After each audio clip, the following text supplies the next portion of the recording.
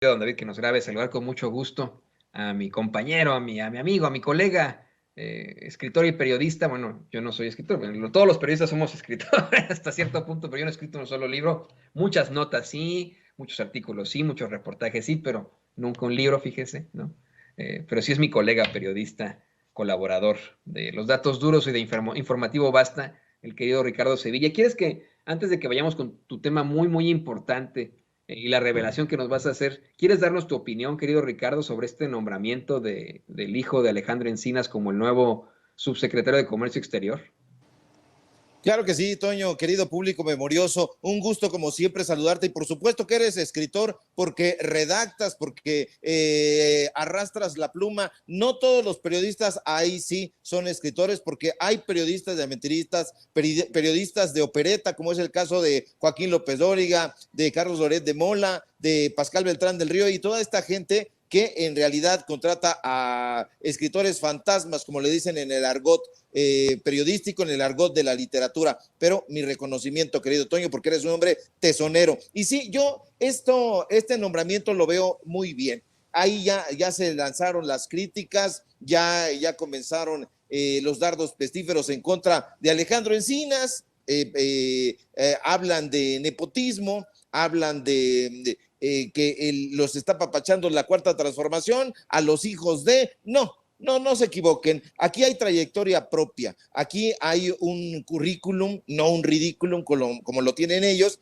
Entonces, yo vaticino un trabajo importante. Alejandro Encinas es un hombre que se cuece aparte y este nombramiento a mí no me parece que esté saltándose las formas. No, yo creo que hay que esperar el trabajo que se realice, el trabajo que se lleve a cabo. A mí me parece no un mal síntoma, al contrario, si el talento se está encontrando en casa, ¿por qué echar mano de la gente que está allá afuera? Ellos quisieran, por supuesto, que ganar esos puestos políticos. Hay que recordar que todavía hay muchos personajes que están pecho tierra trabajando en el gobierno federal, gente que ha criticado muy duramente al gobierno de López Obrador, a la figura de López Obrador y al gobierno de la Cuarta Transformación, y sin embargo están prestando servicio ahí. Yo creo que este trabajo habrá que verlo como periodistas que somos, lo vamos a analizar, lo vamos a seguir y vamos a hacer la crítica si tiene que hacerse, pero siempre con datos duros. No nos podemos anticipar y desacreditar un nombramiento porque a nosotros no nos gusta, porque quisiéramos haber sido nosotros, porque quisiéramos que hubiera sido nuestra prima, nuestra tía, nuestra concubina, nuestro concubinario. No, hay que esperar el trabajo que se realice y que dé cuentas. Eso es lo que es realmente importante. Lo demás son dardos pestíferos, los demás son saetas venenosas, estas críticas en las rodillas que siempre hace la oposición. Ellos quisieran que fuera Chumel Torres. Ya ves, ayer Pascal Beltrán del Río se tomó una fotografía, este director general del periódico Excelsior, director editorial, pues ahí haciéndole el caldo gordo a Chumel Torres, tratando de hacer una ironía y dice, a ver si se me hace, es decir, reconoce Pascal Beltrán del Río que recibía en Chayote. Yo esperaría, querido Toño, no apurar vísperas y recomendaría a la gente que nos ve, que nos escucha, que hiciera lo propio. No se vayan con esa idea, esa crítica aviesa, esa crítica desde las entrañas. Hay que esperar el trabajo que se realice y los reportes que nos dé, y a partir de ahí, entonces sí ya podemos hacer con datos duros una apreciación puntual. Sí, tienes toda la razón, yo insisto en eso, ¿no? Yo la verdad considero que pues sus obras son las que determinarán, su currículum es el que determinará, simple y sencillamente pues llama la atención, ¿no? Que eh, tengamos secretarios, subsecretarios o funcionarios pues familiares de los mismos que ya tenemos ahí, ¿no? Es lo único que considero llama la atención y provoca obviamente la crítica no necesaria, ¿no? Ya te digo, ya lo traen en varios medios como Latinus, como Eje Central, El Siglo de Torreón, en el diario AM, en Reforma lo trae, bueno, así es, se le ponen, encargan a hijo de Encinas negociar Temeca, así lo ponen. No sé, ya la crítica, pues ya está ahí, más que lista, querido Ricardo, pero tienes toda la razón, hay que esperar y hay que hacer cualquier tipo de crítica sustentada en los datos duros, no como los Marcos Levario Turcot, como los mamadores Avendaño, o las Glodejo. No, hay que hacerlo con sustento, con datos duros. Y por eso es que le pido a don David que nos grabe para que vayamos a tu tema, que está extremadamente fuerte. Después de tu tema, te quiero pedir tu opinión sobre un incidente que acaba de ocurrir en un museo británico y que pues está causando mucho coraje. Y sé que a ti como amante del arte vas a tener mucho que decir, pero antes de eso, ¿por qué no nos hablas del nombre Unidos Unidas? Este nombre que utilizan para la nueva plataforma, organización, la enésima organización de Claudio X González. Se anda manejando por ahí, que es un nombre robado, y robado nada más y nada menos que a Morena, ¿no es cierto? Así es, se lo fusilaron, se lo robaron. Fíjate qué interesante, Toño, público memorioso, que estos personajes hayan sido siempre unos cazadores furibundos de los plagiarios. Hay que recordar que Guillermo Sheridan, este personaje racista y clasista que ha exhibido el presidente López Obrador en la mañanera, siempre ha estado persiguiendo a los que han llamado plagiarios. Guillermo Sheridan le entregó la cabeza literaria, llamémosle así, de Sealtiel la Triste, un escritor que incluso ganó el premio Javier Villaurrutia, premio de escritores para escritores. Se pusieron a cazarlo en Letras Libres de una manera feroz. Sacó artículo Gabriel Said, sacó artículo Guillermo Sheridan, sacó artículo Rafael Lemus, un excompañero, por cierto, de la Facultad de Ciencias Políticas, que se fue a trabajar a Letras Libres. Entonces estaban muy enojados por lo que ellos decían, es un plagio. Entonces incluso sacaron la definición de la RAE y dijeron que es un plagio, es un robo en despoblado. Y tienen razón. Ahora, se fueron en contra de Fabricio Mejía Madrid, a quien también han señalado una y otra vez de plagiario sin sustento. Se han ido en contra de Enrique Peña Nieto, dijeron que había plagiado también. Se han ido en contra del presidente López Obrador por plagiario, así le han dicho, y dicen que su obra, gran parte se basa en la de Daniel Cosío Villegas, pero ahora que ha plagiado el nombre de una asociación civil que nació en Ciudad Nezahualcóyotl, una asociación civil que está presidida por un personaje que fue, por cierto, presidente municipal en 2 ocasiones de Nezahualcóyotl, ahí no dijeron nada. Y yo me pregunto y le pregunto a la audiencia, ¿cómo fue posible que con tanto dinero, con tantos recursos que tiene Claudio X González, Gustavo de Hoyos, para alquilar incluso y reabrir el Poliforum Siqueiros para que lo utilizaran a su gusto y a su forma, no tuvieran para invertir en una investigación que les dijera que ese nombre, Unidos, con arroba y todo, ya está registrado? Ayer entrevistamos en Los Datos Duros, en una charla especial, a este personaje y nos dijo, nosotros ya tenemos mucho tiempo, y nos enseñó ahí precisamente el documento de registro del nombre, y Claudio X González no se ha posicionado. Ya este personaje dio una conferencia de prensa el día de ayer, ya lo entrevistaron por aquí, por allá, y Claudio X González ha hecho mutis, pero también los periodistas, entre comillas, los intelectuales, entre comillas, de este robo, porque eso es lo que es. Cuando tú te apropias de un nombre, de una obra que no es tuya, es un robo, y eso hay que denunciarlo. Entonces extraña muchísimo que Salvador Camarena, que Amparo Casar, que todos estos personajes que trabajan en Mexicanos contra la Corrupción y la Impunidad no se haya posicionado, no haya dicho, a ver, Claudio X González, Gustavo de Hoyos, hay que cambiar ese nombre o vamos a hacerlo de manera distinta. Yo incluso pienso, querido Toño, que fue un golpe bajo, porque hay que recordar que esta asociación Unidos por un México Mejor, que es el nombre y el eslogan de la asociación nacida en Ciudad Nezahualcóyotl, es simpatizante de la Cuarta Transformación, es simpatizante del trabajo que está haciendo Andrés Manuel López Obrador. Entonces, lo que pudiera ocurrir es que sí lo sabían, pero pese a que lo sabían, le quisieron dar un golpe bajo. ¿Para qué? Para causar confusión, porque de esa manera pues van a decir, vamos, Unidos está haciendo un trabajo en contra de la Cuarta Transformación, y cómo es posible si antes estaban siendo simpatizantes del movimiento. Entonces la idea parece muy clara: golpear a la Cuarta Transformación, crear confusión en contra de la gente, y eso hay que denunciarlo a viva voz, a voz en cuello, y vamos a estar muy pendientes de la respuesta del INE, porque ya esta asociación que nació primero ya hizo una demanda y parece que va a haber acciones penales también en contra de todos los implicados en este robo, en este plagio, en este hurto. Pues buena suerte a los que hagan estas denuncias. Tú lo haces periodísticamente y sé que lo haces con mucha fuerza, pero en cuanto a lo judicial, porque pues ya ves que a Claudio X González hasta le dan el cerrado Poliforum, ¿no? Para que haga sus eventuchos estos.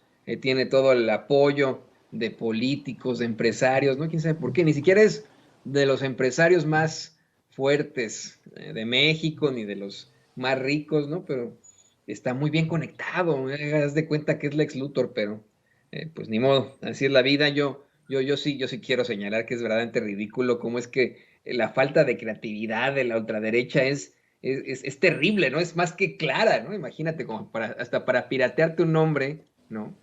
Hasta para robar, que esa es la palabra, ¿no? Robarse un nombre, ¿no? Es absolutamente terrible. Pero bueno, yo también creo que debemos de poner el dedo en el renglón, querido Ricardo, y estaremos muy, muy pendientes de esto. Y le voy a pedir a don David que nos grabe. Ricardo, yo sé que tú eres un amante del arte, de lo estético, y acaba de ocurrir un incidente muy interesante que a mí me parece también indignante. Por supuesto que hay que estar siempre con la lucha progresista, con lo que está bien, con lo que se necesita para este mundo, con esos y esas que buscan siempre pues salvar a este mundo de la injusticia mediante el progreso.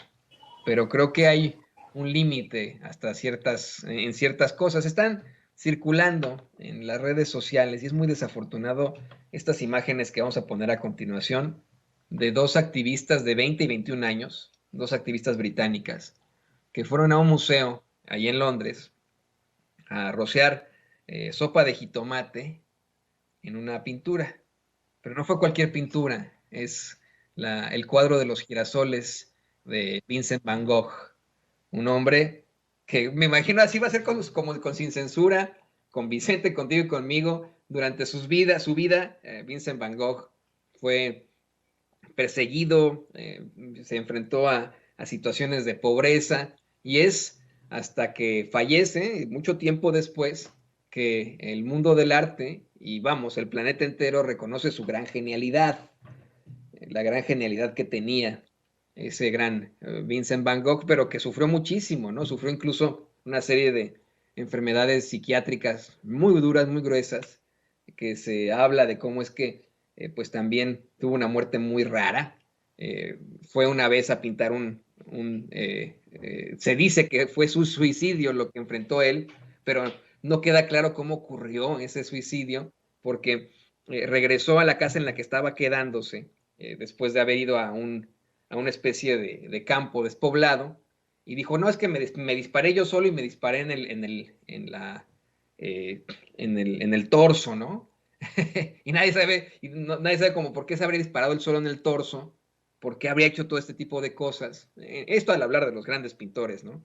Se dice, no me toma esto como un dato duro de Ricardo Sevilla, pero se dice que protegió a un grupo de chamacos que en el pueblo en el que vivía, ahí en los Países Bajos, lo buleaban terrible, que unos chamacos adolescentes lo traían finto al pobre Van Gogh y en una de esas, jugando con una pistola, estos chamacos, se les salió un tiro y él para evitar que hubiera algún tipo de problemática con ellos porque estaba joven, porque estaban jóvenes y porque él era muy, una excelente persona, pues echó la culpa y dijo, no, es que yo intenté suicidarme, ya tenía obviamente el panorama, ¿no? De ser una persona suicida, con problemas psiquiátricos y etcétera, ¿no? Bueno, ese gran hombre, Vincent Van Gogh, nos dio al mundo situaciones tan hermosas como esa pintura, los girasoles, que usted está viendo en pantalla, pues llegaron estas otras dos chamacas, ¿no? Lo que es la vida, querido Ricardo, ¿no?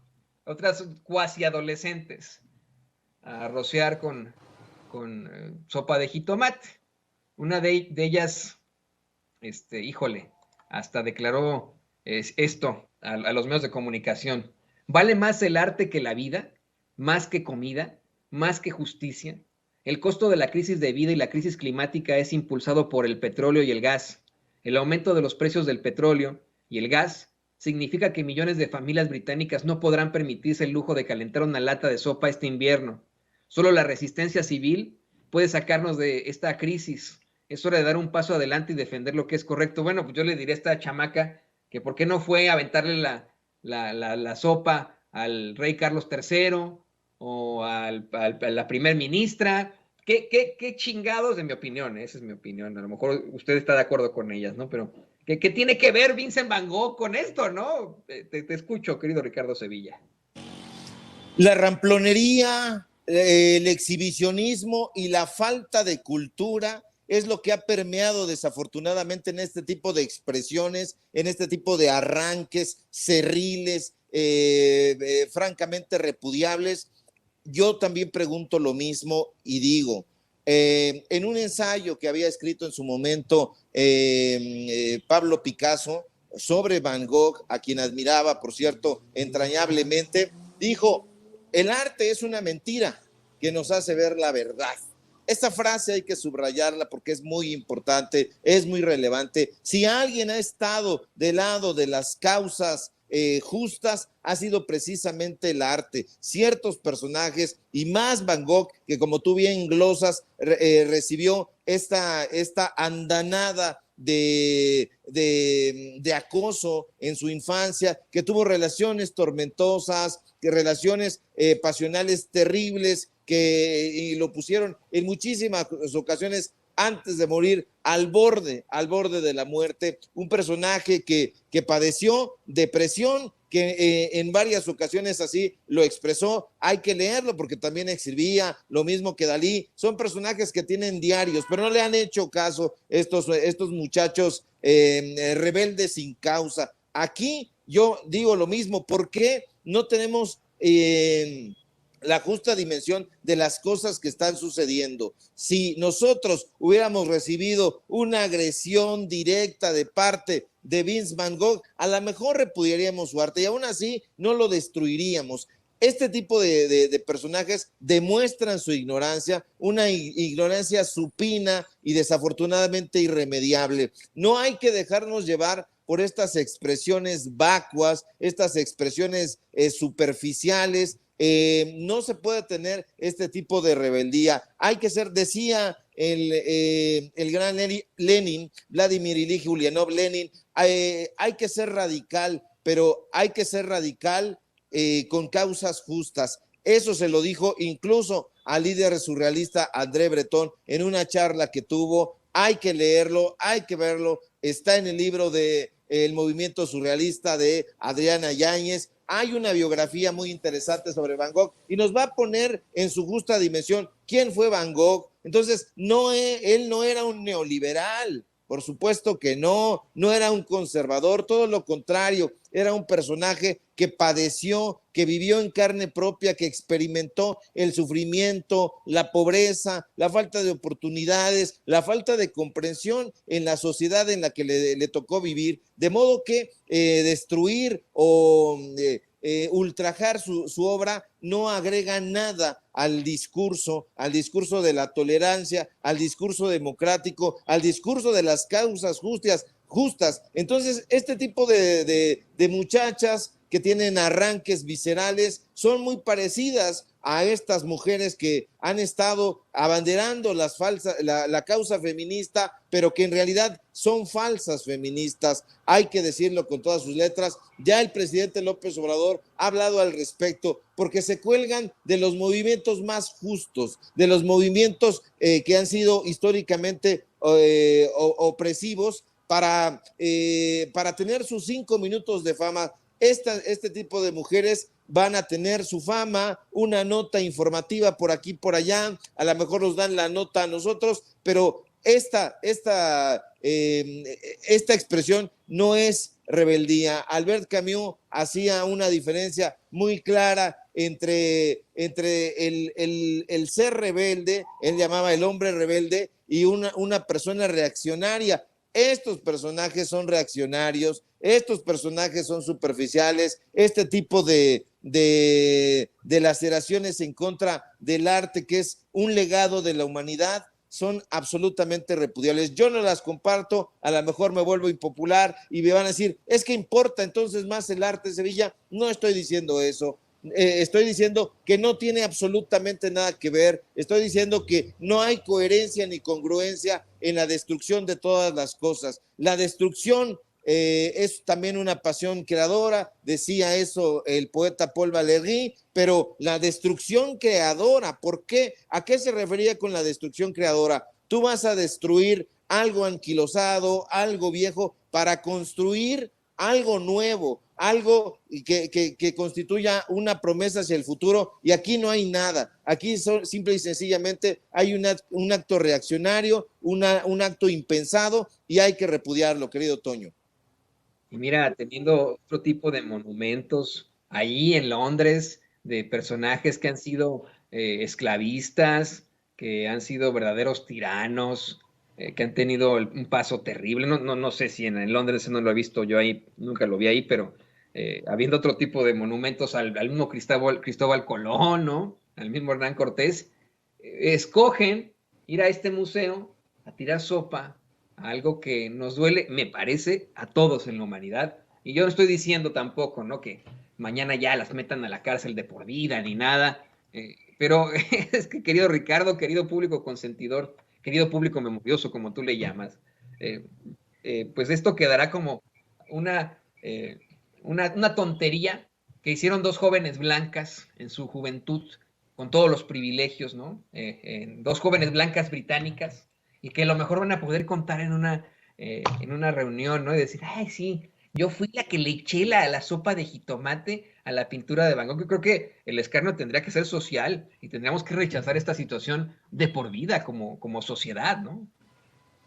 Así es una absoluta estupidez, querido Toño, hay que decirlo con todas sus letras. Dices muy bien, ¿por qué no van y arrojan esta salsa de tomate a una efigie, que las hay muchas en las Españas? Yo le llamo las Españas porque se dice que la conquista espiritual, la conquista de los reinos prehispánicos provino de España. No es así, público memorioso, vino de Castilla. No existía el concepto de España, existían reinos, y si tú le reclamas al reino a la zona ahora de Andalucía, al pueblo gallego, te van a decir, nosotros no tuvimos nada que ver, eso fue un asunto de Castilla. Por eso incluso hicieron un pacto con aventureros italianos. Ahora que tú mencionas a Cristóbal Colón, esto está castellanizado porque dicen, es que el descubrimiento de España, no hubo descubrimiento en primera, y en segunda no lo hicieron los españoles, lo hizo Castilla, y además ni siquiera fueron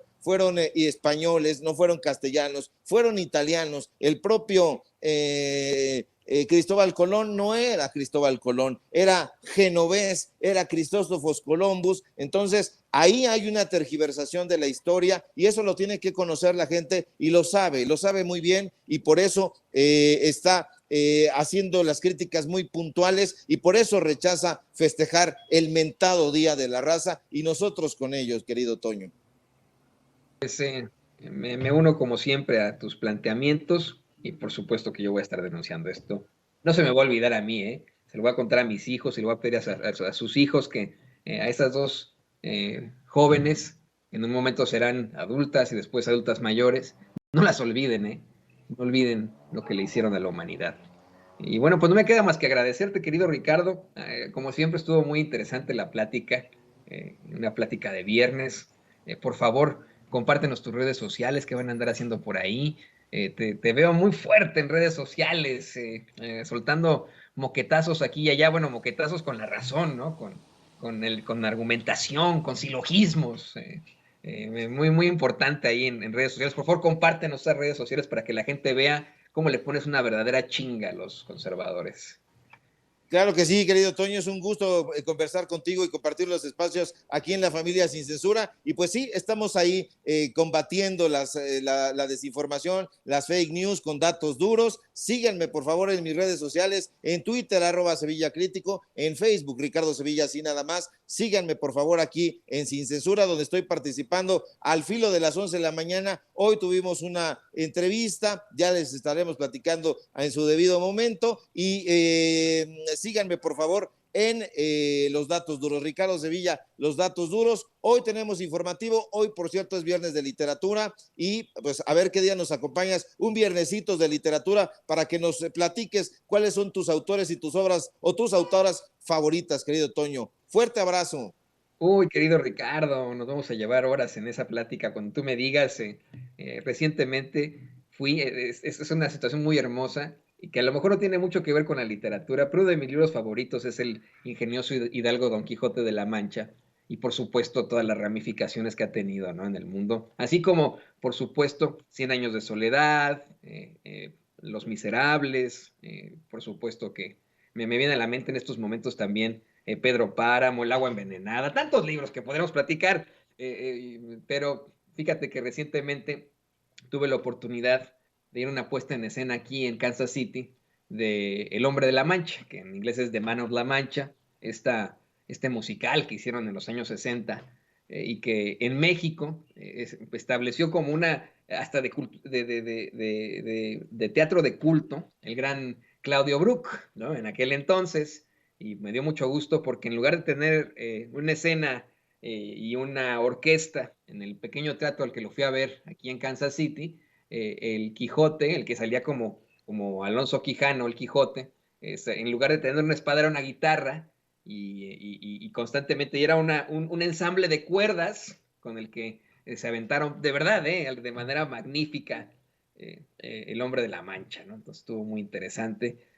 Se lo recomiendo, si usted vive aquí en Kansas City. Creo que ya nada más quedan unas cuantas fechas, voy a verlo, pero muy interesante. Cuando quieras te acompaño con mucho gusto para hablar de este tipo de gustos, querido Ricardo. Ya rugiste, querido Toño, entonces esperamos por ahí. Y mira que Claudio Brook sí se parecía bastante al Hidalgo Don Quijote de la Mancha, y ya estaremos platicando con muchísimo gusto un viernesitos de literatura. Ahí te mando mensaje para que lo agendemos, querido Toño, público memorioso. Ten un excelente viernes. Saludos a Ceci, saludos a producción, saludos a la gente que nos ve, que nos escucha. Tengan un excelente fin de semana y si todo marcha bien, nos encontramos por aquí el día lunes. Un abrazo. Así será, querido Ricardo Sevilla. Juega el pollo. Muchas gracias a nuestro querido amigo, escritor, periodista, Ricardo Sevilla, aquí en Sin Censura. Mire, vaya que escribimos aquí en Sin Censura. Todos esos encabezados y descripciones de todos los clips, casi 100 que subimos al día, pues miren nosotros aquí, ¿no? Así que claro que escribimos aquí en Sin Censura. Y le pido a David que nos grabe